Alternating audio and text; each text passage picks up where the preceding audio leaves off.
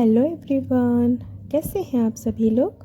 I hope आप सभी लोग अच्छे होंगे, स्वस्थ होंगे, मस्त होंगे। दोस्तों मैं अपने गांव जा रही थी तो वहाँ के कुछ व्यूज़ की मैंने रिकॉर्डिंग की। इतना अच्छा लग रहा था, हरियाली के बीच में पीली सरसों, बहुत ही प्यारा नज़ारा था दोस्तों।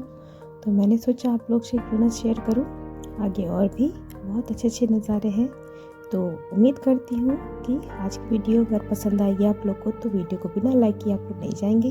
कमेंट करेंगे, कमेंट में बताएंगे कि मेरा गांव कैसा है। और ये हाईवे की सीन है जो हमारे गांव से गुजरते हुए बीच में पड़ता है, और इतना प्यारा नज़ारा था। तो आप लोग भी इंजॉय करें। अगर आप मेरे चैनल पे नए आए हैं तो प्लीज़ मेरे चैनल को सब्सक्राइब किए बिना मत जाइएगा, बेल को ऑल पे कर लीजिएगा ताकि आने वाली हर नोटिफिकेशन आपको सबसे पहले मिले।